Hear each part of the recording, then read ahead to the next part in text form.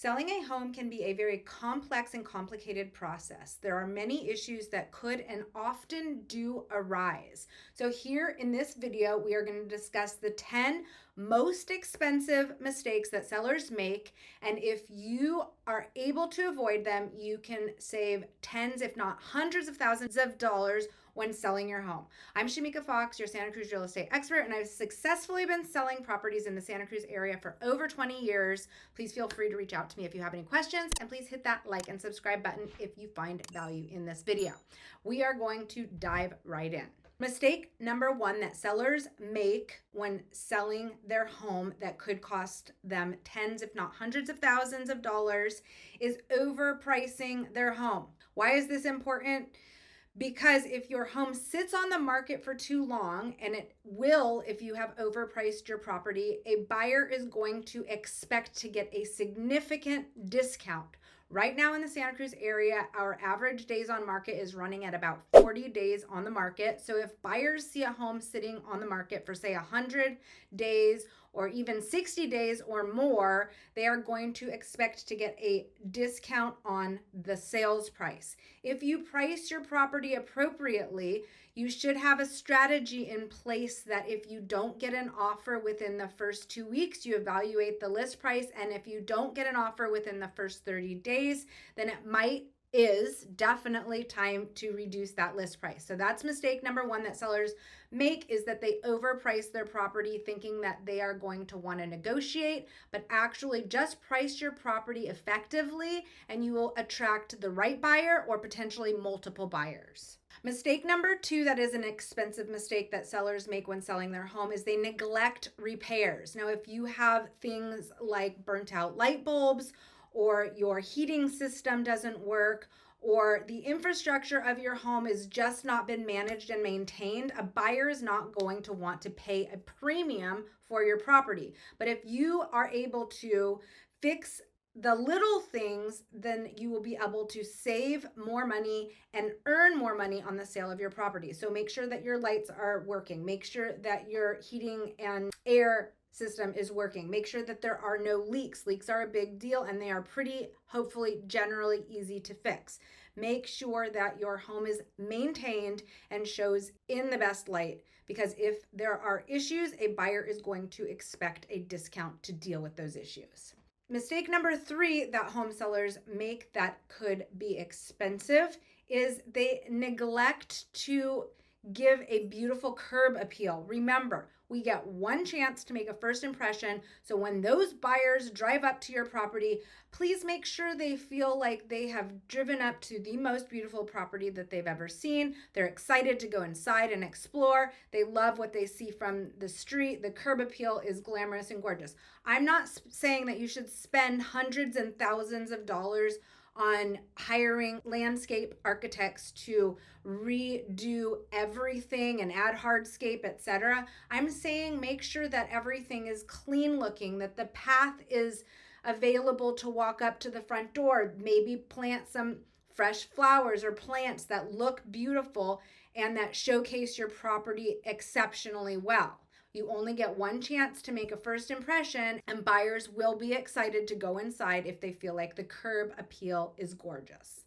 Expensive mistake number four that home sellers make when selling their home is not staging their home. Now, I get it. Sometimes home sellers are still living in their home, and most stagers won't stage a property if you're living on the property, but you are still able to make your home look its best by removing things, maybe moving furniture around, maybe decluttering your space so that it looks as if it's staged. The best compliment you can get when somebody is viewing your property is, oh my gosh, do they even live here anymore? If you're living there. Now, if you don't live there, please make sure you stage your home, because a vacant home on the photos, on the online marketing, and in person never shows as well as a property that is staged. And in fact, a little statistic, the statistics from 2024 sell for 5 to 10% more than homes that are not staged. So even if you're living in your home, make your home look like it is staged. Expensive mistake number 5 that home sellers make when selling their home is not choosing the right realtor.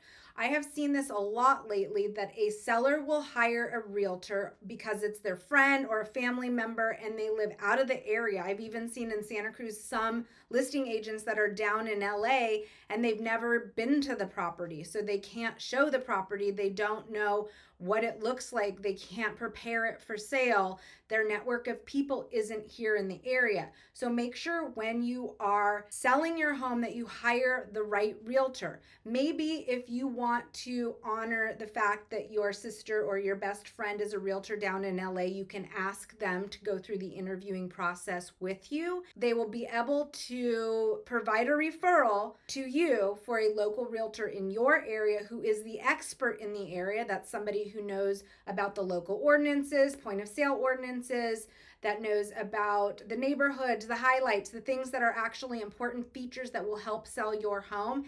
And by referring that agent to you, who's an expert in your area, your sister, friend, or brother, whatever, that lives out of area, will actually be able to get a referral fee if they are a licensed realtor. So when making the decision on which realtor to use, make sure that you feel comfortable and confident in their ability not just to market your home, but to negotiate on your behalf, and that they have expertise in your area.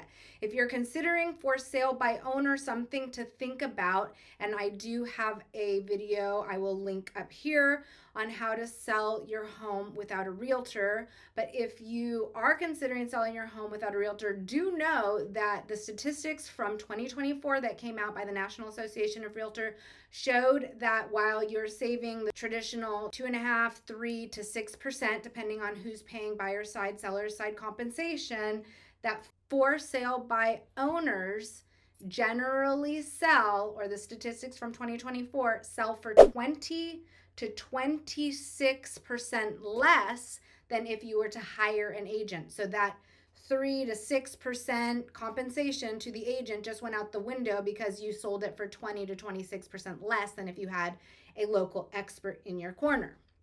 Expensive mistake number 6 that sellers make when selling their home is not disclosing necessary disclosure items. Now, in California, a seller is required to disclose material facts and defects. So if they know that at one point they had a roof leak and that roof leak has been fixed, even though the roof leak has been fixed, make sure that you disclose that it once was leaking. Because if a buyer gets into escrow and this information has not been disclosed and they close escrow and then they find out because there's, let's say, mold growing in the walls due to this previous roof leak, you could find yourself as a seller in a lawsuit, which means that you are exactly going to do what you don't want to do, which is lose a lot of money. And now you're losing a lot of time because you're going to have to hire an attorney. You're going to have to spend time defending yourself.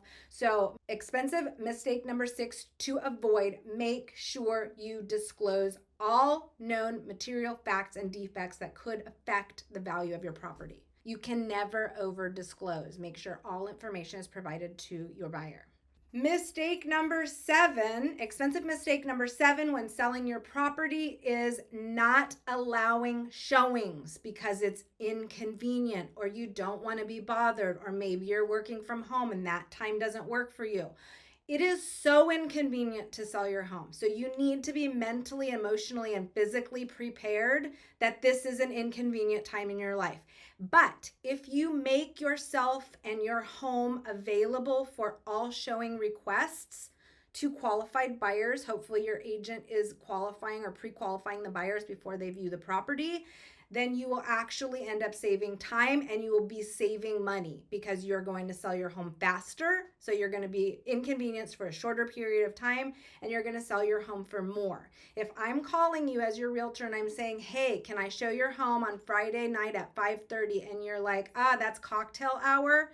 Go out and get a cocktail and let me have your home vacant. I don't want animals there. I don't want children there. We're not your babysitter. We are not your pet sitter. I really want an empty, vacant home that is ready to be shown as if it is staged or it is staged and everything looks beautiful and sparkly and clean.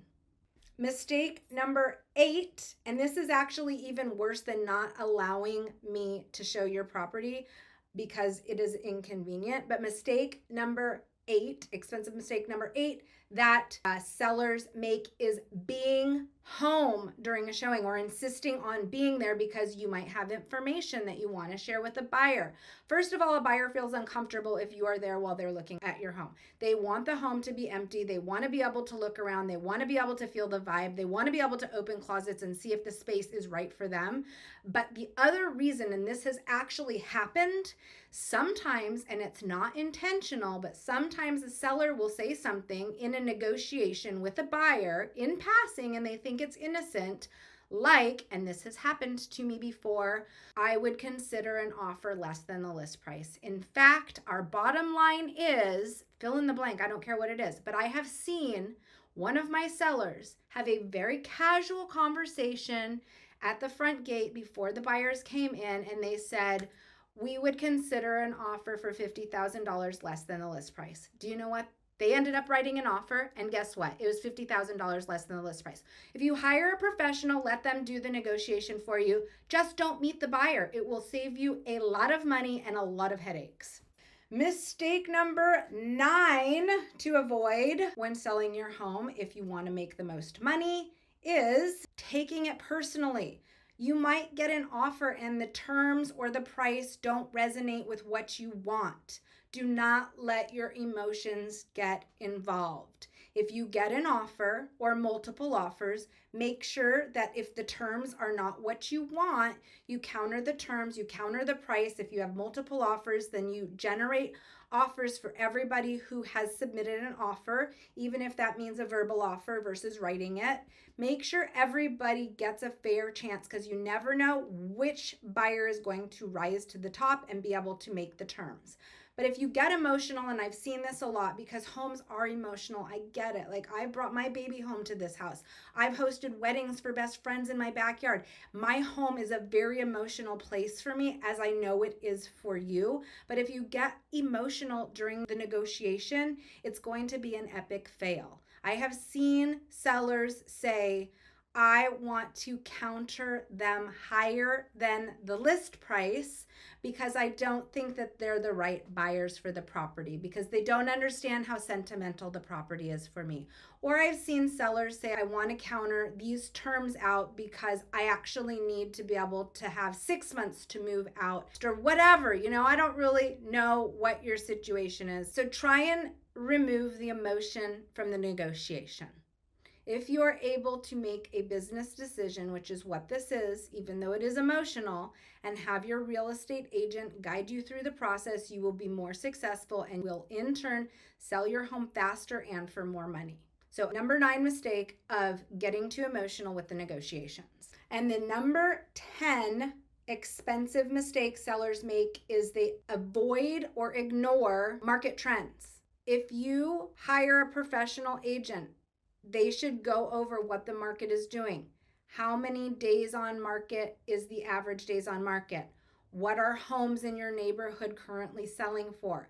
Set the expectation. If you don't have an offer within 2 weeks or within a month, how much will we be reducing the property to in order to generate more showings, more interest, and an offer? If you ignore market trends and you think your home is just so unique that it's going to sell for 10% more than what the market will bear, you will be sitting on the market for a very long time, and you will be waiting for that one possible offer that may never come in. And as you accumulate more days on market, the price of your house will be going down. We don't like chasing the market down. We want to get in front of the market. We want to price it appropriately based on market trends, and we want to hit the market running so that we can get multiple offers or a very strong offer within the first 2 weeks to 30 days currently is what we are expecting and wanting to see in our Santa Cruz market. I hope you found value in this video. If you are considering selling your home, watch this video. Make sure you avoid these 10 mistakes because they could cost you tens, if not hundreds of thousands of dollars. If you have any questions or would like a complimentary consultation, feel free to reach out to me by phone or fill out the form below. If you found value in this video, please hit that like and subscribe button. We're trying to get to 1,000 subscribers by the end of 2025, and we're very well on our way, so I appreciate any support you're willing to give me. Thank you so much. Make it a great day, and I look forward to connecting.